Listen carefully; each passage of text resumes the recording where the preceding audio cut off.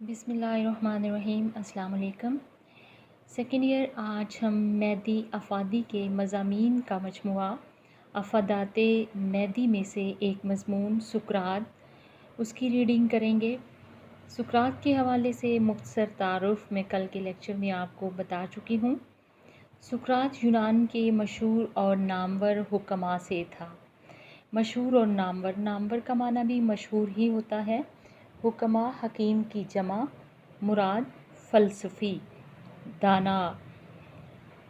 अब मतरादिफ़ात का किसी तहरीर के अंदर इस्तेमाल करने का मकसद उसने जमालियाती हुस्न पैदा करना होता है, और इस हवाले से हम कल भी बात कर चुके हैं। और आपने इस चीज़ को पेश नज़र रखना है कि मैदी आफ़ादी के यहाँ हमें जमालियाती उन्सर गालिब नज़र आता है, तो किस तरह वो लफ्ज़ों और नए नए अल्फाज़ व तराकीब से अपनी तहरीर के अंदर जिद्दत पैदा करने की कोशिश करते हैं।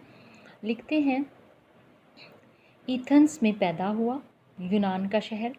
ये शहर किसी वक्त में यूनान का दारुल सल्तनत था, यानी दारुल खलाफा था।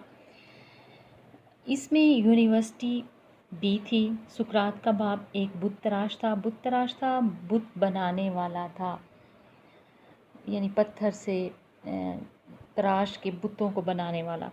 आबाई पेशे की वजह से उस वहीद असर ने भी संग तराशी में मश्क बहम पुंचाई। वहीद, वाहिद, यकता, असर ज़माने को कहते हैं। यकताए ज़माना यानी जिसका अपने दौर या अपने ज़माने में कोई सानी ना हो। सुकरात की बात हो रही है कि वो वहीद असर था, तो उसने भी अपनी पेशे के एतबार से अपने आबाई पेशे को अपनाया, जो कि पत्थरों से बुतों को तराशना था।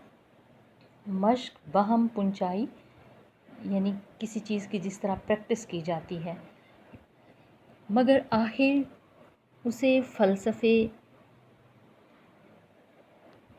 की तहसील का शौक़ हुआ, तहसील हासिल करना।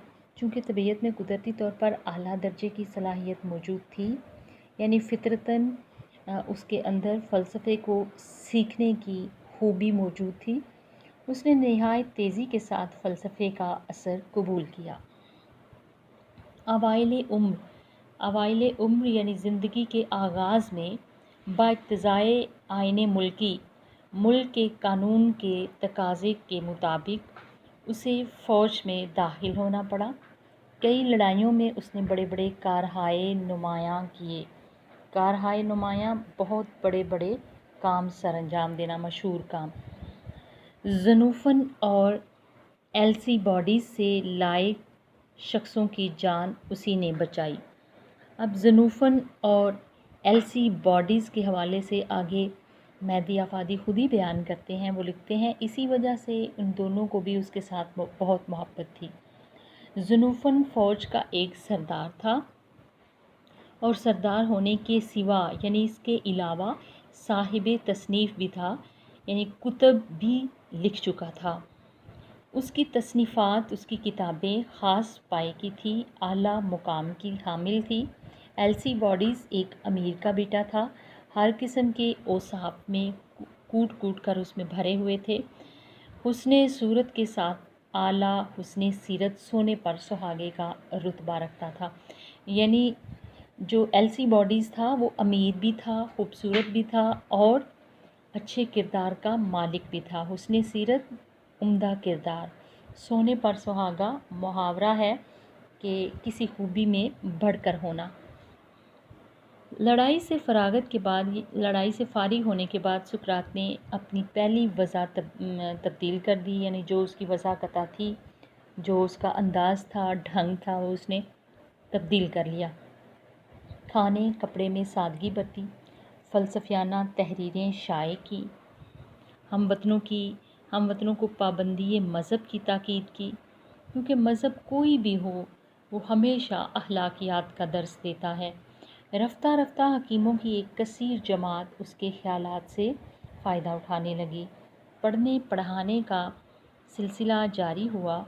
मुख्तलिफ़ बागों और दरिया के किनारे पर यह अपने शागिर्दों को हिकमत व फ़लसफ़ा के नाजुक मसले समझाया करता।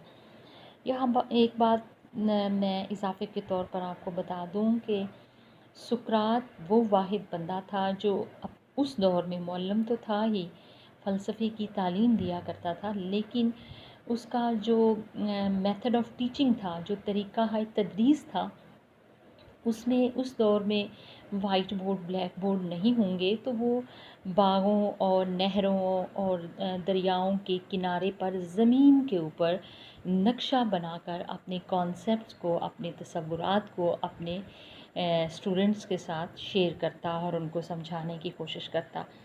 ये तबीयत का बहुत आज़ाद था और इंतहा दर्जे का खुश तकरीर भी। उसकी खुश तकरीर से मुराद ये है कि एक अच्छा मुकर्रर था।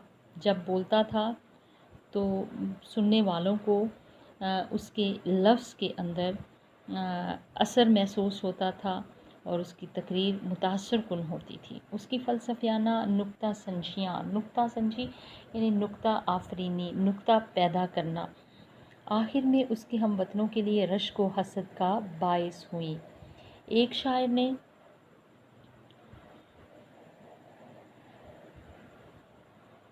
उसकी हज्व लिखी। हज्व नकल को कहते हैं और ये ऐसी नकल होती है जिसमें मज़ा उड़ाया जाता है, तंज किया जाता है किसी शख्स की ज़ात पर, जिसका इरादा ये था कि सुकरात नौजवानाने एथेंस के अखलाक को ख़राब करता है और लड़कों को सिखलाता है कि अपने वालिदैन की अताअत से इनराफ़ करें, इनकार करें, मुंह मोड़ लें, रूगर्दानी कर लें।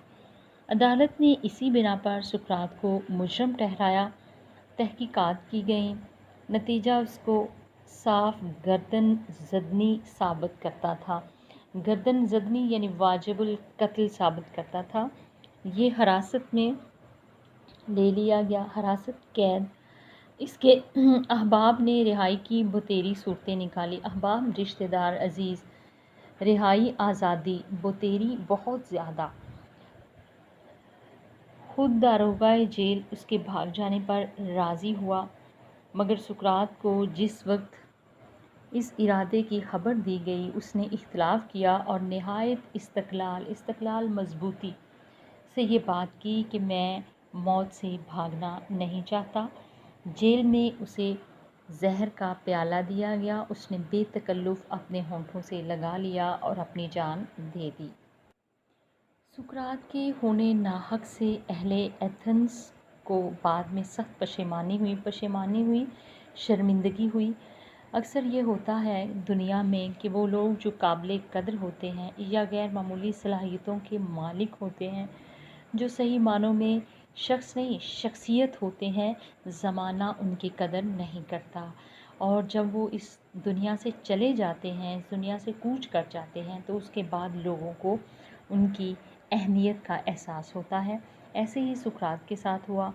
जब वो था तो उससे हस्त करने वालों की तादाद बहुत ज़्यादा थी और इस कदर ज़्यादा थी कि वो कोर्ट्स तक जा पहुँचे और उसको फांसी के फंदे तक पहुँचा के दम लिया। अब जब कि वो इस दुनिया से चला गया तो फिर अपने किए पर पशेमा हुए और कहते हैं कि उसके दुश्मनों को नहायत ज़िल्लत के साथ अपनी नालायकी के खुमियाज़े खींचने पड़े।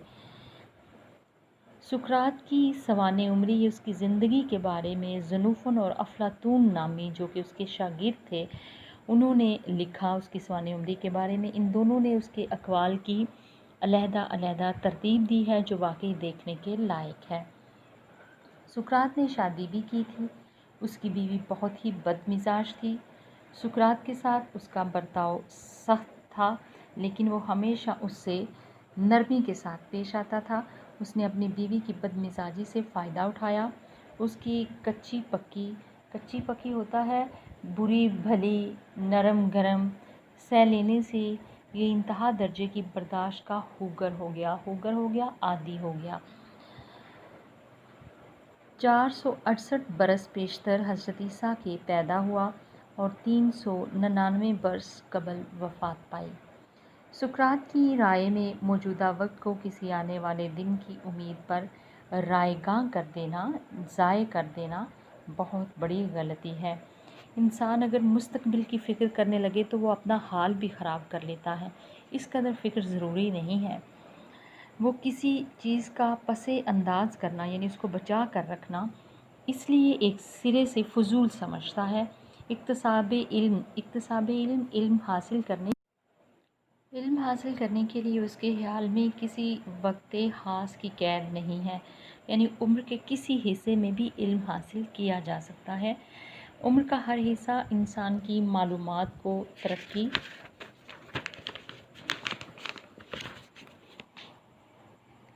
دے سکتا ہے۔ اس کی رائے میں کتب بینی ہوتا ہے کتابیں پڑھنا، کتابوں کا مطالعہ کرنا ہی ایک عیش ہے جو ہر شخص کا اختیاری امر ہے، یعنی اپنی مرضی سے وہ اس کام کو اختیار کر سکتا ہے۔ اختیاری امر وہ ایک جاہل کو واجب الرحم سمجھتا ہے، یعنی جاہل کو قابل رحم سمجھتا ہے، مگر اس سے بھی زیادہ اس شخص کی ہمدردی کرتا ہے جس کا مربی کوئی بد تہذیب اور تاریک خیال کا آدمی ہو۔ مربی کا معنی ہوتا ہے سرپرست، پرورش کرنے والا، بد تہذیب غیر مہذب، تاریک خیال تنگ نظر۔ وہ کہتا ہے اعلی ظرف کی پہچان یہ ہے کہ دشمن کے ساتھ بھی معزز برتاؤ ہو، زیادہ سے زیادہ کوششیں اس کی یہیں تک محدود ہوں کہ دشمن کو تکلیف دینے سے محفوظ رہ سکے۔